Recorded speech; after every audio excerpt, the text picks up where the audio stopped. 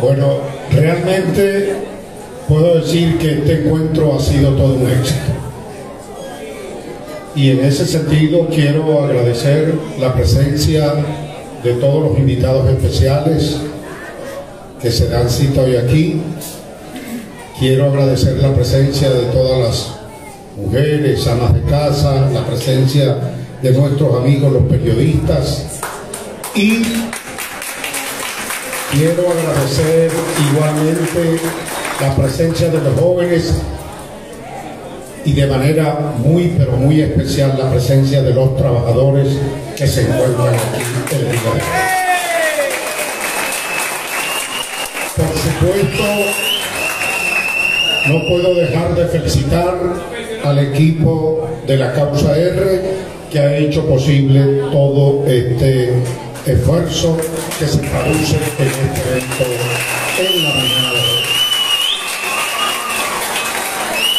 Bueno, yo quiero comenzar diciendo que el destino o la providencia quisieron que este acto lo hiciéramos el día de la Zulianidad.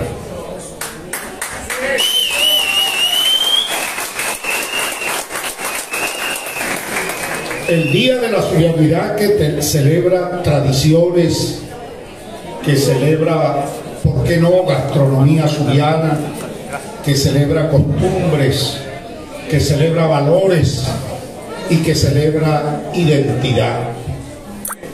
Y de acuerdo a lo leído, el día de la Zulianidad se establece desde el momento mismo en que el Zulia como provincia rompe sus vínculos con el yugo español, y eso da pie a que se haya hecho un decreto para celebrar este día de la Zulianidad, el Zulia. Y como dice el refrán, al César lo que es del César. Este es un gran estado, sin duda alguna, sobresaliente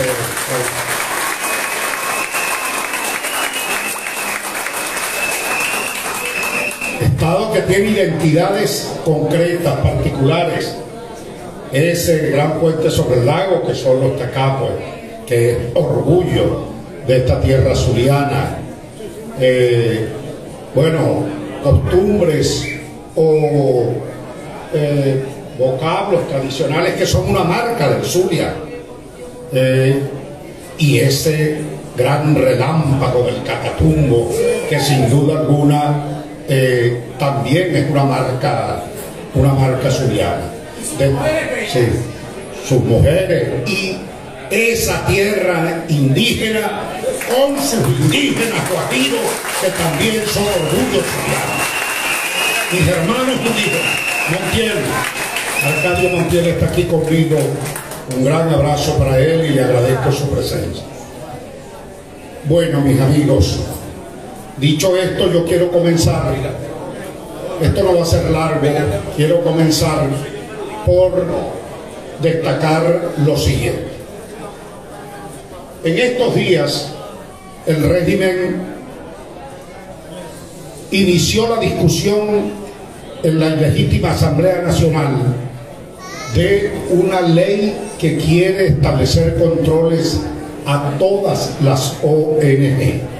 Y comienzo a conversar, a tener esta conversación por ese punto, porque definitivamente es un asunto grave.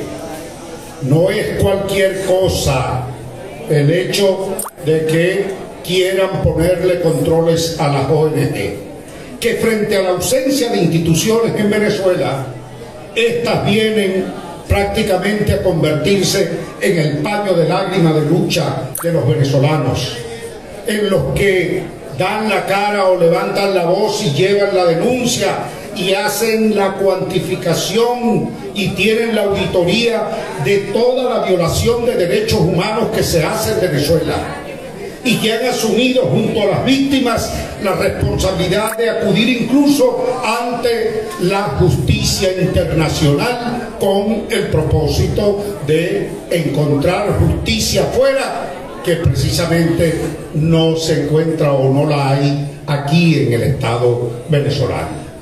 de tal manera que es muy grave. Y bueno, y no solamente es Provea, recuerden lo que ha ocurrido, partidos que han sido asaltados. Aquí se acabó con la democracia sindical, los sindicatos fueron asaltados, mediatizados, hubo posesión de ellos por el partido de gobierno, todos los sectores, trabajadores, activistas sindicales detenidos, perseguidos, periodistas detenidos, perseguidos, bueno, han hecho de todo contra derechos humanos, contra la libertad y contra la democracia. Y a donde quiero llegar con esto, y por eso lo destaco como un tema muy importante, a donde quiero llegar es precisamente a que no hay democracia, no hay libertad en Venezuela. Estamos en dictadura.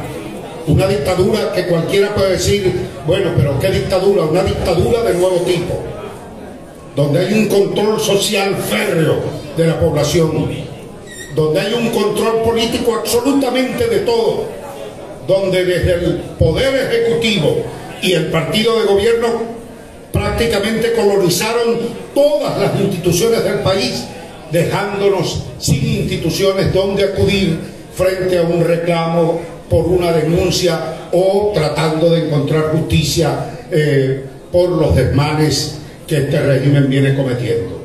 De tal manera, pues, que estamos en dictadura. Eso es lo que define.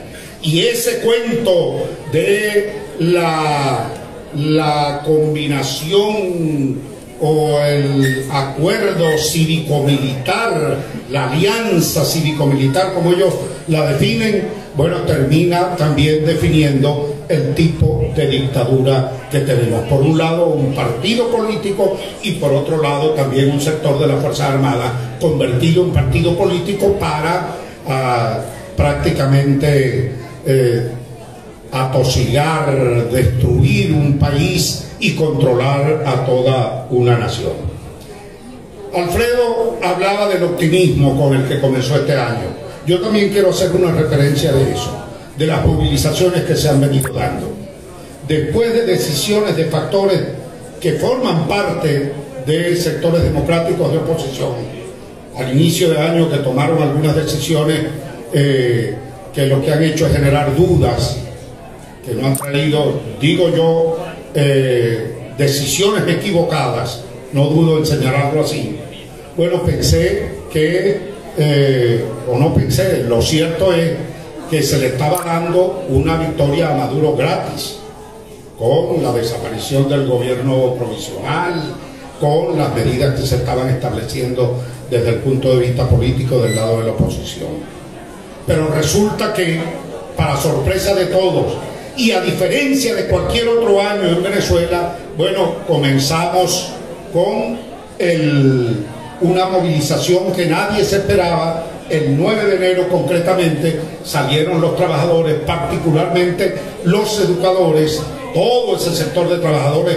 En Guayana también los trabajadores de las empresas básicas salieron a acompañar, salieron padres y representantes a acompañar en todo el país. Y no fue un Estado, ojo, yo quiero destacar esto, no fue un Estado, fue todo el país. En todos los estados de Venezuela, aquí había un río de ciudadanos integrado por maestros, padres y representantes, trabajadores y empleados públicos en general, que salieron a reclamar y a protestar contra este régimen en relación a condiciones de trabajo y por supuesto con relación al tema salarial.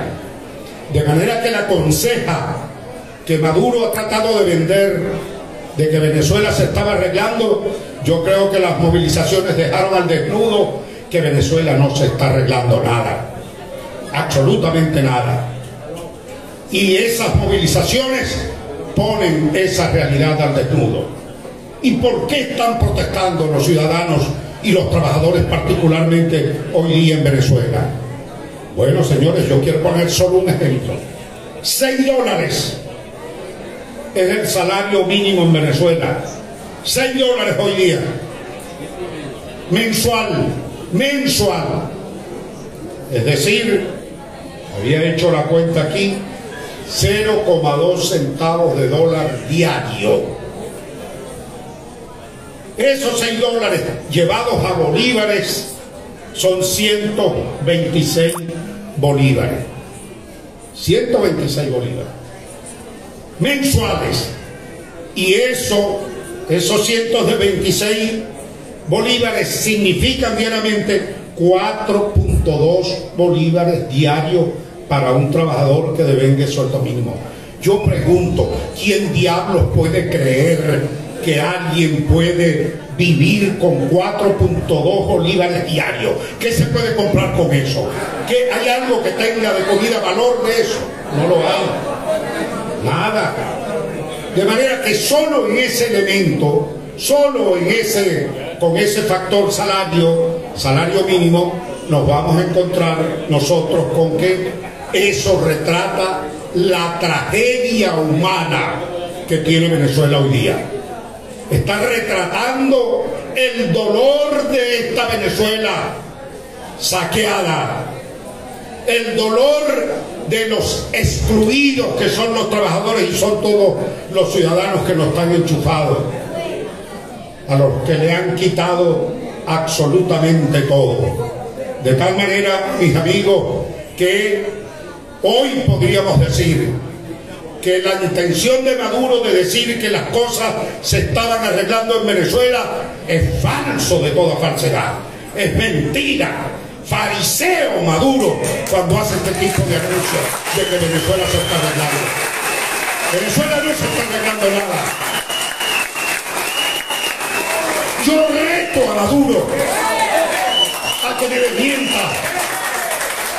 Yo reto a Maduro a que salga al barrio, que vaya al barrio para que vea cómo compra el trabajador o la ama de casa, para ver cómo rinde las cosas, que vaya al barrio a ver, que son por lo menos en Guayana se hace, yo no sé aquí, en el barrio compran unas bolsitas pequeñitas de leche, de azúcar. Yo traje una muestra,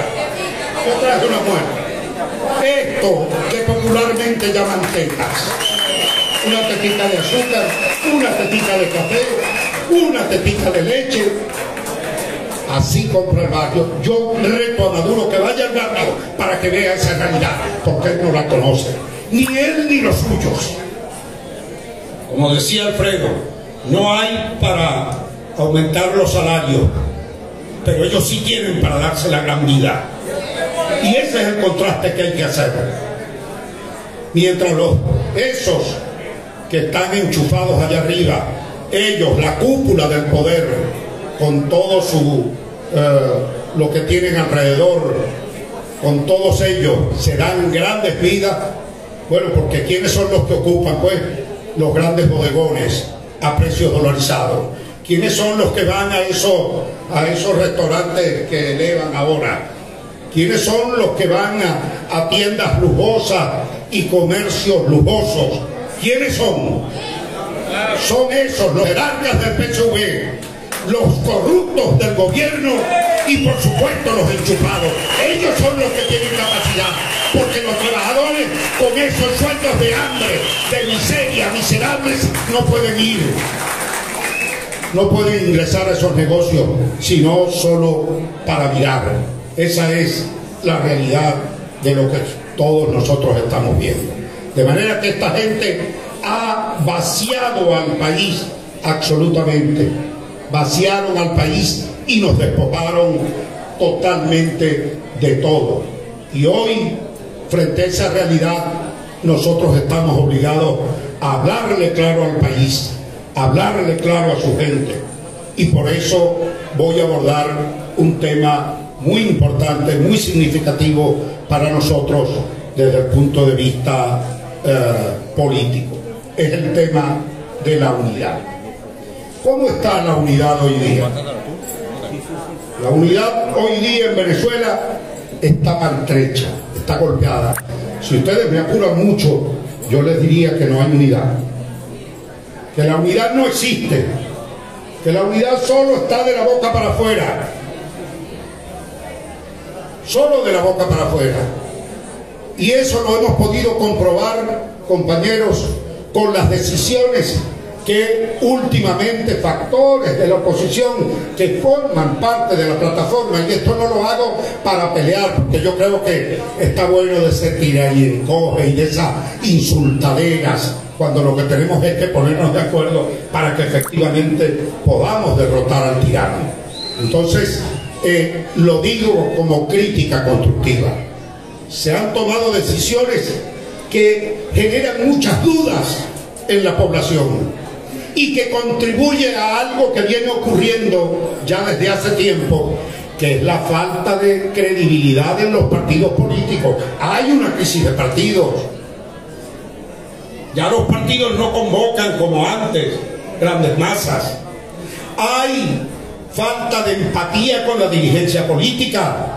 La gente no confía en la dirigencia, no tiene confianza. Y todas esas decisiones, a lo que me refiero, es a que contribuyen a fortalecer esa situación que se viene dando en el país.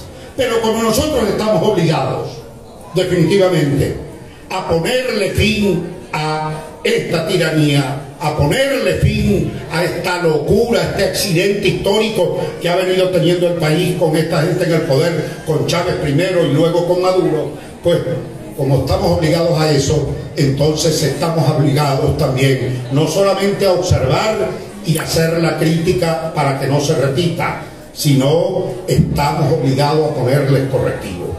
Entonces, como quiera que yo en lo personal creo, y creo, esto no es capricho mío, sino que lo he podido recoger en la población.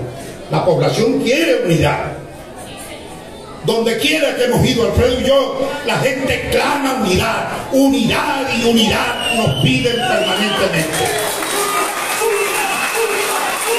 La gente pide unidad.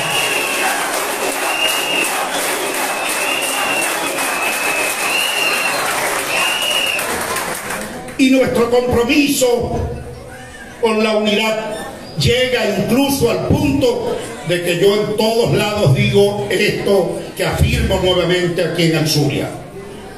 Yo soy precandidato para la elección primaria. Aspiro a ser el candidato de la unidad. Pero si por alguna razón el pueblo venezolano no me elige a mí, ustedes pueden tener la seguridad y es mi compromiso con la unidad que voy a dar la vida por el que el pueblo elija. Me voy a poner a su servicio, al lado de él, porque es lo que conviene y es lo que le hace falta al país. Ese es mi compromiso con la unidad.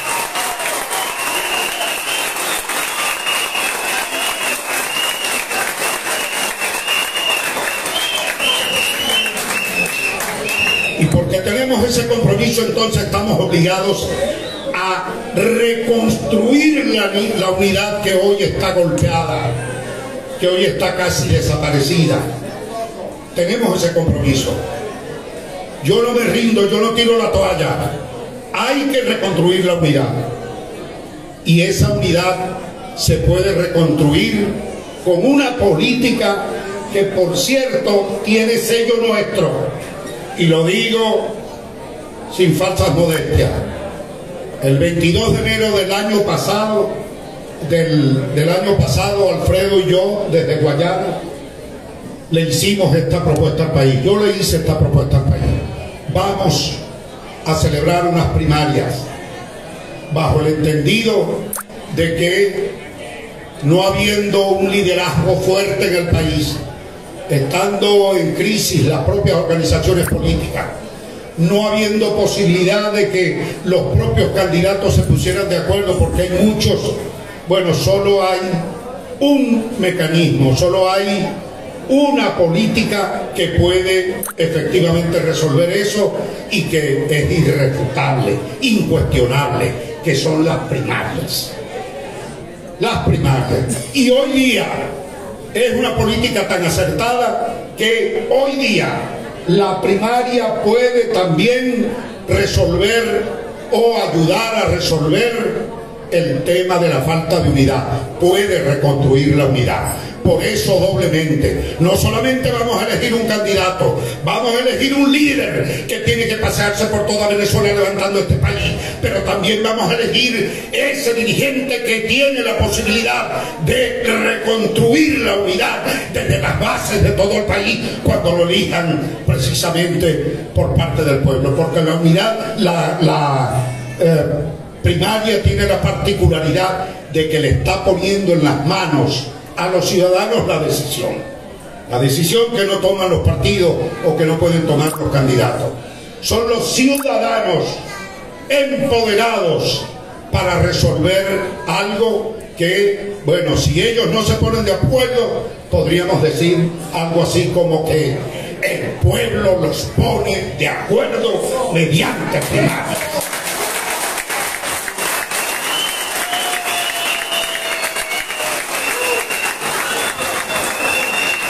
Considero que hoy hay mucha comprensión en los ciudadanos para construir nuevos referentes de oposición.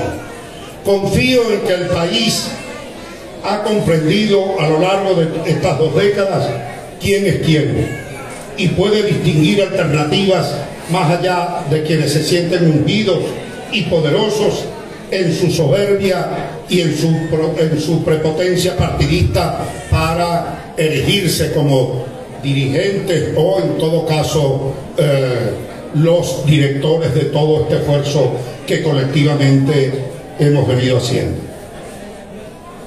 Soy de los que creo que los cambios en nuestro país vendrán de la mano del pueblo unido. Yo creo en eso. Yo no creo que esto pueda ser de otra manera.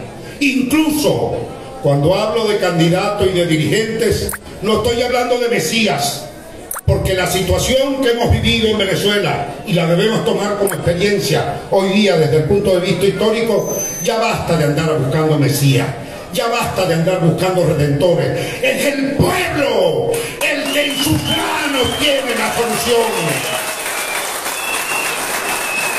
Es el pueblo el constructor de la nueva Venezuela, y precisamente entonces ese pueblo tiene que ir de la mano de una dirigencia confiable, de una dirigencia preclara, de una dirigencia igualmente unida. Eso lo tenemos nosotros también muy claro. Ahora más que nunca tenemos que reconstruir la unidad mediante esa política de primarias que les he venido señalando. Y por supuesto, tenemos que reconstruir a Venezuela. Y yo me he planteado en esa reconstrucción del país que esa tiene que hacerse bajo premisas de dignidad. La Venezuela humillada, la Venezuela despojada de todo, tiene que ser dignificada. La Venezuela digna de la que estoy hablando y he venido hablando por todo el país es la Venezuela de valores, es la Venezuela de respeto por el ciudadano en su condición humana, como persona, tal y como lo afirman los estudiosos del derecho. La dignidad es la fuente, es el fundamento, es el sustrato del cual derivan todos los derechos humanos. Es decir, lo sustancial es la dignidad frente a un país humillado. Por tanto, la Venezuela digna que propongo viene a confrontarse con este actual modelo de antivalores, de odios, de desigualdad, de corruptelas, de represión, de injusticia. En otras palabras, lo que estoy proponiendo clara y llanamente es la reivindicación plena del ciudadano en su dignidad, lo cual comprende para nosotros lo inherente a la propia vida, porque creo que al nacer todos y cada uno de nosotros hemos nacido ya con eso al lado nuestro, que es la dignidad que nadie nos la puede quitar y que este régimen nos ha prácticamente humillado y destruido todo cuanto tiene que ver con el respeto por la condición humana. Dignificar a Venezuela entonces pasa para mí sencillamente por dignificar la economía. Tres ejes fundamentales: dignificar la economía, dignificar a las personas y dignificar la política. ¿Qué representa dignificar la economía? La dignificación de la economía para nosotros se inicia con la devolución a sus legítimos dueños de todas las empresas expropiadas y confiscadas en Venezuela. Eso no puede continuar, porque más allá de la confiscación o de la expropiación, incluso al día de hoy, el 90% de esas empresas ni siquiera fueron pagadas. Es decir, al final de cuentas, sencillamente se las robaron. Así es la cosa. Estructurar, plantea la dignificación de la economía, estructurar una economía de país productor. País productor. Esto comporta un verdadero cambio desde el punto de vista económico, porque nos cambia los esquemas. Pasamos de un país rentista a país productor, que es lo que genera riqueza para un determinado país, de cualquier país del mundo. Entonces, yo creo que hacia allá tenemos que ir. Nuestra economía seguirá apoyándose en el ingreso petrolero, y en el cual el Zulia, por supuesto, y hoy día de la zulianidad, cuando hablamos de petróleo, también eso identifica al Zulia, indudablemente. Entonces, creemos que la economía inicialmente, mientras pasamos a ese otro escalón de la economía productiva, entonces estamos hablando de seguir apoyándonos en el ingreso petrolero, y para ello avanzaremos a una agresiva apertura petrolera asociado a capital privado de acuerdo a nuestras necesidades de financiamiento, de tecnología y de mercados. Con las regalías petroleras provenientes de una PDVSA fuerte, crearemos el Fondo Social de Pensiones para garantizar una pensión y una vejez tranquila a nuestros adultos mayores después de darlo todo por el país. Y aquí me detengo brevemente. Es inaceptable seguir viendo a nuestros adultos mayores, pensionados y jubilados, andar deambulando en la calle, manifestando, incluso en una esquina solicitando limosna para poder sobrevivir, porque esa miserable pensión, este régimen que destruyó el salario completo, incluidas las pensiones y jubilaciones, pues sencillamente no les permite vivir. No les permite vivir.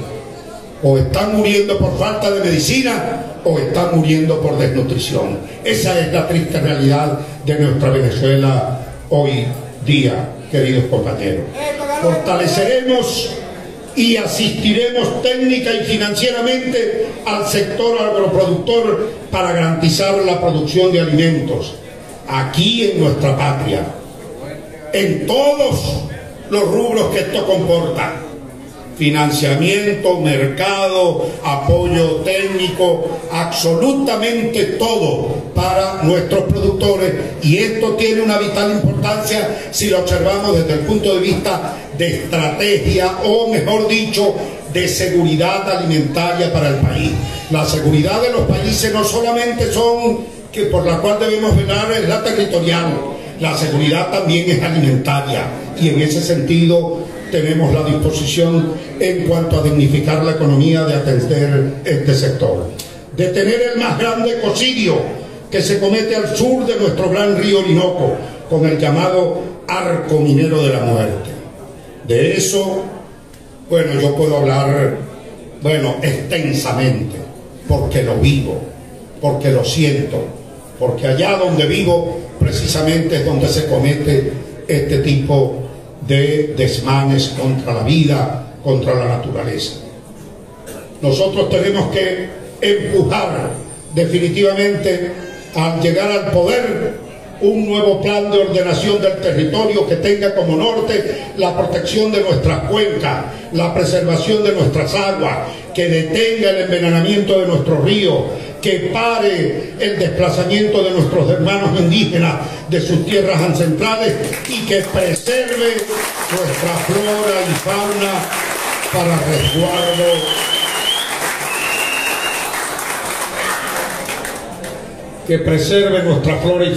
resguardo de la riqueza vital que allí existe. No puede haber ninguna, compañeros, pero ninguna justificación para que de riqueza, ninguna justificación de riqueza que lleve consigo la destrucción de patrimonio de vida, como está ocurriendo en el caso del Arco Minero de la Muerte. Impulsar el sector industrial, turístico y tecnológico, seguridad jurídica y reglas claras para la economía es fundamental. De lo contrario, nunca vamos a poder concretar el esfuerzo que se puede hacer en función de traer capitales privados a la economía venezolana. Y un elemento fundamental, contar con un Banco Central de Venezuela autónomo, independiente, que sea capaz de poner en marcha una verdadera política antiinflacionaria, una política monetaria que le devuelva valor a nuestro signo monetario y devuelva el poder adquisitivo a todos los trabajadores. Y allí me detengo brevemente. Hay una polémica en el país en relación al tema del salario de los trabajadores. Hay algunos proponiendo como salario mínimo. La discusión está centrada en el salario mínimo. Salario mínimo de $50 proponen uno. Según pude leer por allí, la industria petrolera está proponiendo $150. Y yo diría que el punto de debate no puede ser el salario mínimo, porque eso es un piso. Eso es un piso. Y de allí el tema salario, entonces, comprende no solo un tema de salario mínimo, sino otras cosas, compañeros. El salario como tal tenemos que recuperarlo. Y mi compromiso con los trabajadores venezolanos es devolverle el valor al salario. No es solo hablar de un salario mínimo, es el salario en su conjunto. Es el salario en su conjunto, compañero. Dicho de otra manera, devolverle el valor social del trabajo. Que el salario sea suficiente, que el salario sea digno. Y para ello estamos proponiendo, no inventando, lo que define la Organización Internacional del Trabajo a nivel mundial, el trabajo decente, que comporta no solamente salarios, sino también pensiones y jubilaciones vitales para la vida una vez después que usted sale del trabajo. Dignificar a las personas. ¿Qué significa para nosotros dignificar a las personas? Comenzamos por allí, con lo que le acabamos de decir. Restituir el valor social del trabajo, restablecer todos los derechos laborales a todos los trabajadores de Venezuela, todos los derechos laborales, hoy complicados, entre ellos devolver de nuevo la importancia a algo que es una institución en materia laboral: la contratación colectiva, restablecer los contratos temporales, restablecerlos. Y yo les puedo decir, como activista sindical que he sido, que no conozco ningún otro mecanismo, herramienta que sea más eficaz que la contratación colectiva para resolver las controversias obrero-patronales. Son los contratos colectivos tienen esa ventaja. Desaparición del criminal instructivo de la ONAPRE es otro planteamiento. saneamiento, ese instructivo que tanto daño ha hecho a los empleados públicos. Desaparecer igualmente un memorándum, no sé si aquí lo conocen o lo han aplicado, el 2792, ese memorándum que arrasó con los contratos colectivos en las empresas básicas de Guayana y por supuesto las tablas salariales y todo tipo de reivindicaciones que en materia de ingreso económico tenía el trabajador. Promover el trabajo decente y la urgente generación de empleo para enfrentar el más grave problema económico que tenemos y que representa los más elevados costos humanos, que es el desempleo. Los trabajadores que están aquí saben a qué me refiero. No hay nada más doloroso que un trabajador, que un desempleado salga a deambular de un portón a otro durante todo el día buscando a ver cómo pega y regresar en la tarde a su trabajo, a su casa con las manos vacías. Pónganse en los zapatos de ese trabajador desempleado, o mejor dicho, pónganse en los zapatos de la familia entera, porque la desmoralización no es solo para el trabajador como tal, sino para la familia en su conjunto. Observación rigurosa de las condiciones y medio ambiente del trabajo, salud ocupacional especializada, con la devolución de sus respectivos HCM, que fueron eliminados definitivamente también. Recién vi que un trabajador petrolero murió en un muelle por falta de atención inmediata en materia de salud. Pues aquí desde hace bastante tiempo que no se lleva una cuenta de los accidentes laborales o de las enfermedades ocupacionales en Venezuela. Devolverle los derechos a los trabajadores de organizarse en sindicatos libres e independientes, es decir, el derecho a tener sindicatos y a elegir sindicatos independientes no controlados por el régimen. Por supuesto, respeto a los convenios de la OIT y la Ley del Trabajo. Y aquí en este tema laboral quiero detenerme también brevemente. A los trabajadores se les debe justicia y soy un convencido que sin los trabajadores respetados, reconocidos, valorados, no será posible la recuperación de nuestra patria. Es indispensable, y lo pongo todo en mayúscula y entre comillas, indispensable, contar con la ayuda y todo el apoyo de los trabajadores para poder salir de este hueco en el que hoy estamos enterrados. Tenemos que contar con su ayuda, con los que están aquí y con los millones de trabajadores y profesionales que están fuera. Yo sueño con el momento de ver regresar a construir su patria a todos esos profesionales y trabajadores que fueron a buscar mejor vida en otras partes del mundo. Y también quiero ver y sueño con ese momento. De verdad, lo digo con el corazón. Todos esos jóvenes que se fueron, que salieron de aquí, unos huyendo, perseguidos políticamente, y una gran mayoría también buscando trabajo, empleo, para poder ayudar a su familia, pues también los quiero ver, también los queremos llamar para que no solo vengan a reconstruir su patria, sino que vengan a formar familia aquí, en su tierra, en su país. Así lo vemos y así lo planteamos. Que vengan a esta, su tierra, su patria, que vengan al mejor país, el más hermoso de todos, porque así lo considero, Venezuela, así lo considero. Refundar la seguridad social, comentar, fíjense ustedes, aquí yo quiero hacer el siguiente aspecto. Alfredo decía, y quiero decirlo, Alfredo decía que muchos logros hemos tenido allá en el Estado Bolívar en la lucha sindical, que hoy son parte de la ley del trabajo y que forman parte de todos los beneficios de todos los trabajadores de Venezuela.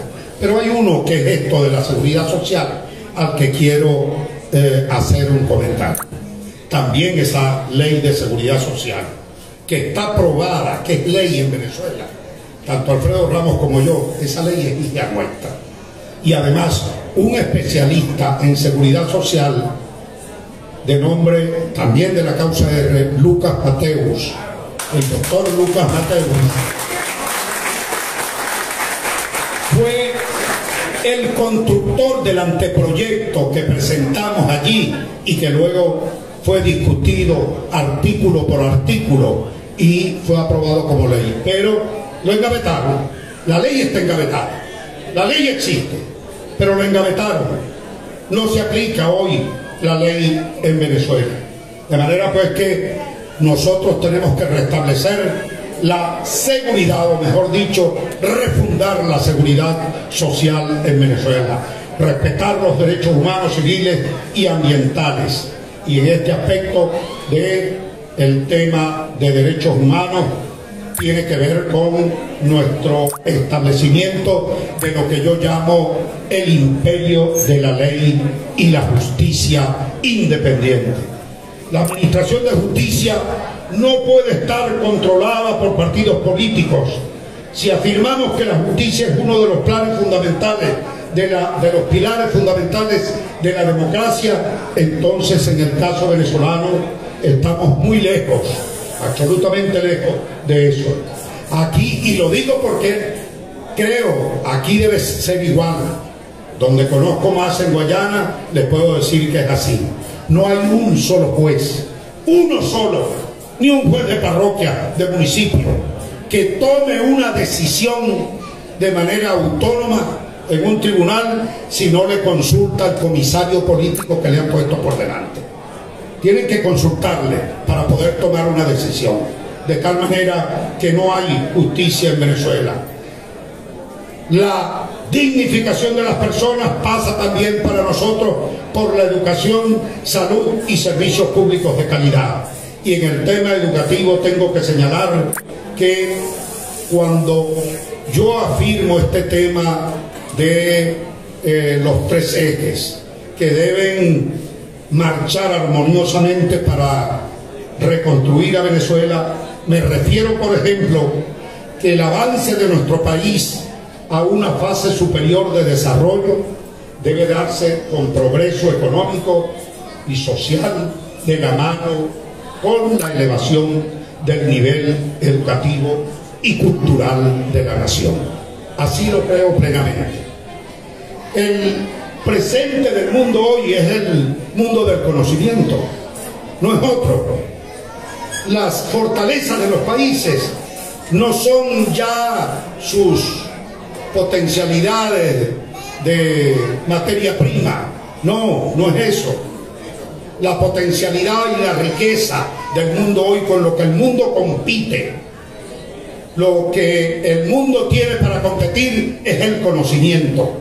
Y en ese aspecto nosotros estamos plenamente convencidos, y esto no lo digo de la boca para afuera, esto lo digo porque durante mi gestión en el Estado Bolívar, si de algo se acuerda la gente en el Estado Bolívar de nuestro gobierno, es precisamente de haber atendido la educación con la mayor fuerza, la mayor determinación y el mayor convencimiento.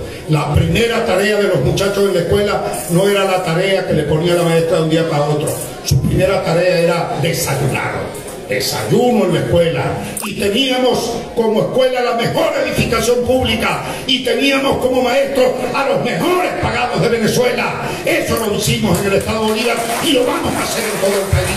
Igualmente, claro, como estamos de que el conocimiento es lo determinante hoy día en Venezuela, y en ese aspecto vaya toda nuestra solidaridad con los maestros, que por cierto para el lunes 30 están convocando de nuevo a la calle. Pues a la calle vamos a acompañar, a la calle, a todos nuestros educadores y trabajadores que están convocando.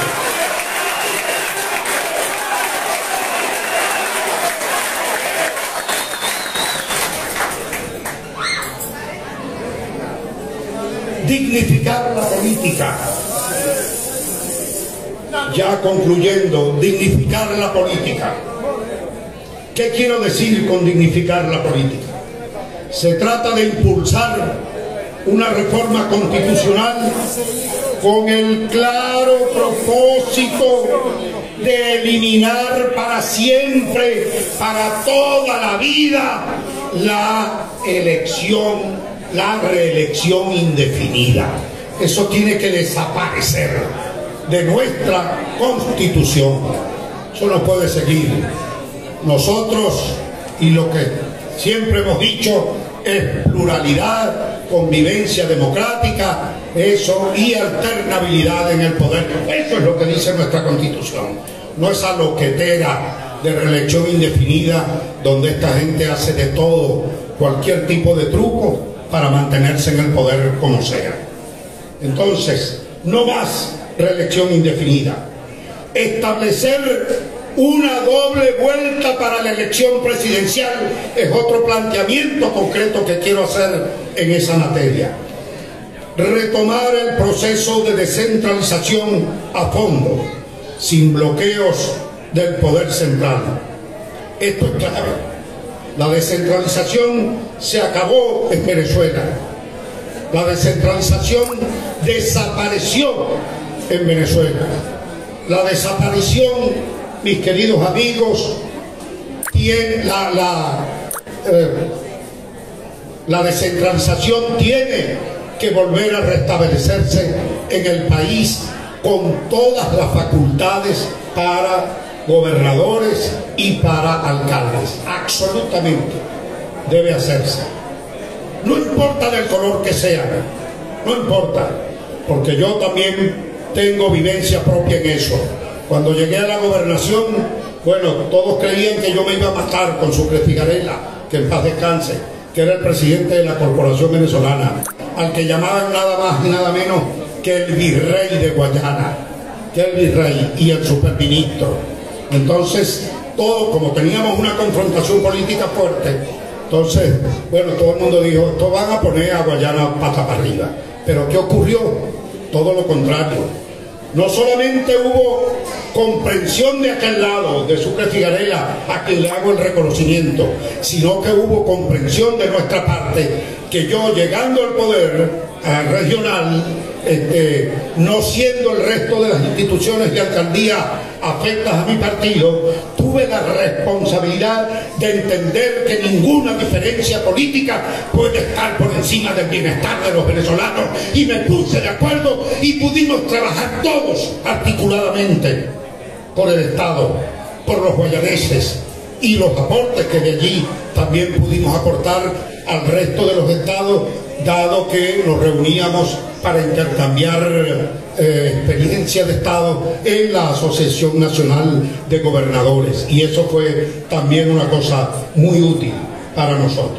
Entonces, la descentralización hay que retomarla, y esa descentralización es la que vamos a poner definitivamente a estos inventos comunistas del Estado comunal para tratar de seguir manteniendo el control por parte de esta gente a niveles locales. Crear una fiscalía anticorrupción es otro de los compromisos. La lucha contra la corrupción no puede tener ni dar ni pedir cuartel. Eso no tiene pausa. Eso hay que llevarlo con ritmo bien marcado, bien fuerte. Crear una fiscalía anticorrupción.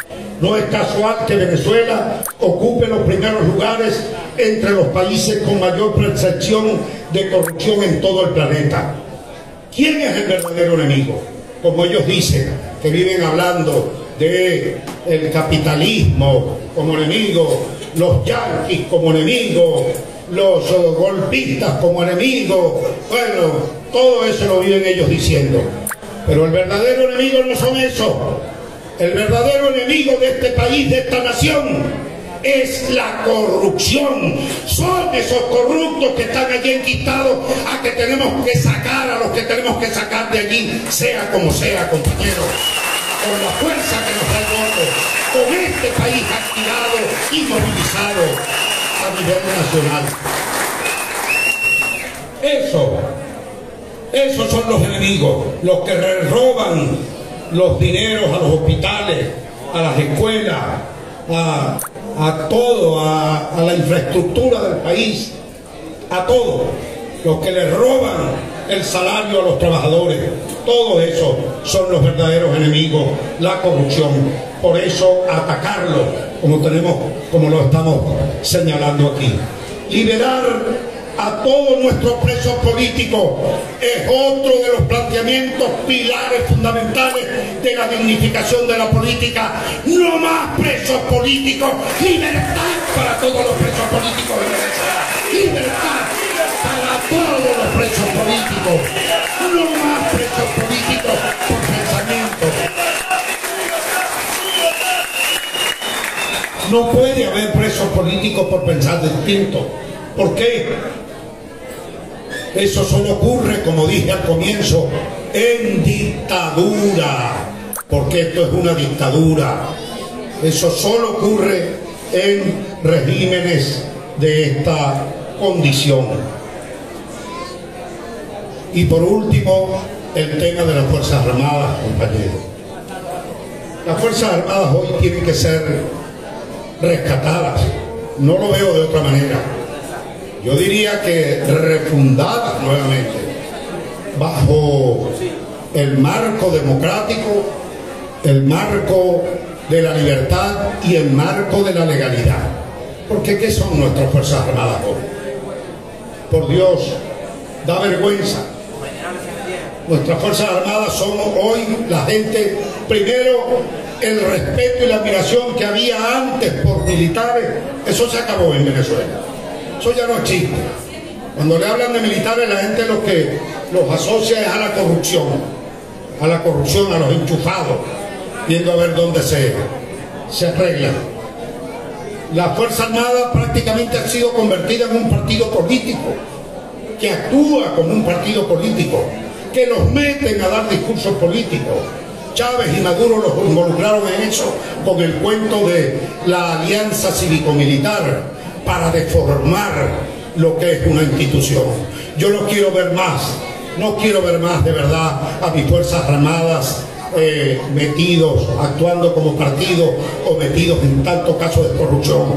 Yo quiero ver a mis Fuerzas Armadas protegiendo al país. Yo quiero ver a mis Fuerzas Armadas cuidando del territorio nacional. Yo quiero ver a mis Fuerzas Armadas desalojando a todos esos grupos armados irregulares que vienen a nuestro territorio a convertirlo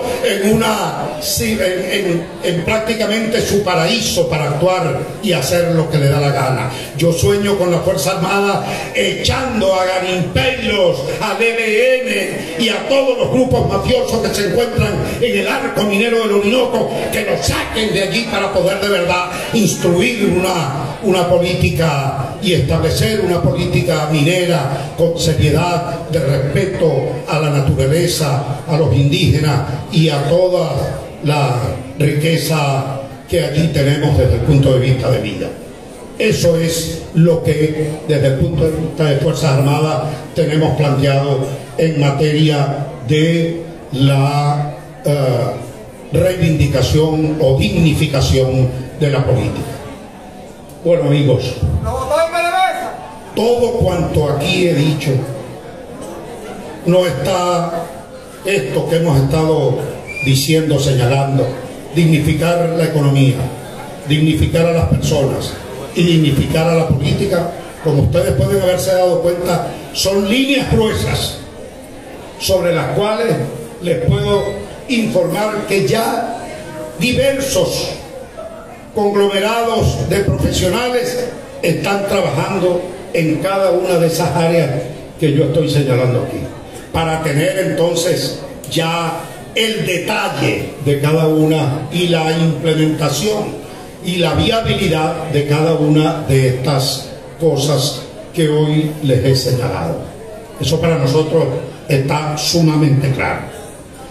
Y este planteamiento que hemos venido construyendo a pulso, oyendo a la población, buscando información por todos lados, viendo la realidad del país en este trajinar, en esta movilización a lo largo y ancho del país que hemos venido sosteniendo. Esto no está hecho sobre desde la vanidad personal de Andrés Velázquez, no está planteado desde la perspectiva del partido La Causa R al que pertenezco. No, señor. Yo creo que hoy día plantear la recuperación de este país, la reconstrucción de Venezuela, no puede estar atada a ninguna bandera política. No puede estar atada a ningún color político. Todo cuanto tengamos que hacer tiene que estar en todo caso amarrado como color y como bandera a esta bandera nacional. Esa es nuestra bandera.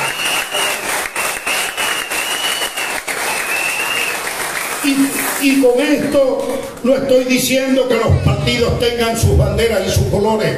No, es que debemos entender que lo que nos convoca hoy en esta circunstancia del país es que no puede haber otra bandera que no sea esta que tenemos aquí. Esta bandera nacional, la bandera que nos identifica, la bandera que nos cobija a todos los venezolanos. Esta, no puede haber otra. Y en ese sentido, repito, no lo digo para que los partidos no tengan una o un color u otro, no, siempre lo tendrán, sino que ahora lo que tenemos que levantar es esto, porque nada es más importante hoy, ningún interés partidista, ningún interés personal, ni ninguna vanidad de nadie puede estar por encima de este interés nacional y estas banderas que hoy tenemos. Bueno, amigos, yo concluyo citando aquí lo último que dijo la Conferencia Episcopal en su asamblea anual iniciando el mes de enero. La conferencia de su asamblea anual iniciando el mes de enero nos dijo que no nos dejáramos robar la esperanza. Nada, lapidarlo. Los venezolanos no pueden dejar robarse la esperanza. Lo encomillo porque son cita textual del documento que presentó la asamblea anual de la Conferencia Episcopal. No nos debemos dejar robar la esperanza. Y así será. Así será. Lo digo con la emoción que siento cada vez que hablo de la esperanza. Lo digo con la seguridad de mi compromiso. Lo digo con la identidad que tengo con este pueblo trabajador, con la experiencia y con la responsabilidad que hemos asumido siempre en cualquier cargo de elección popular en los que hemos estado, como concejal, como diputado, como gobernador o como dirigente sindical. No nos van a robar la esperanza. Lo digo con esa responsabilidad. Lo digo con la seguridad que tengo porque veo a este pueblo movilizado, porque el lunes se va a movilizar de nuevo, porque arrancó con fuerza, porque jamás este pueblo se ha dejado poner de rodillas. Maduro quiso normalizar la dictadura, quiso vender la idea de la burbuja, pero no, el pueblo no se la compró. El pueblo trabajador le rompió la burbuja en su propia cara. Y en ese terreno yo puedo decir que estoy tranquilo porque sé que la esperanza no se va a poner de rodillas, porque sé que la esperanza seguirá elevándose y elevándose cada vez más por parte de este pueblo para ponerle fin a esta pesadilla y a esta tragedia humana que hoy vive Venezuela. No más hambre, no más miseria, no más represión, no más persecución. Fuerza, trabajadores, fuerza.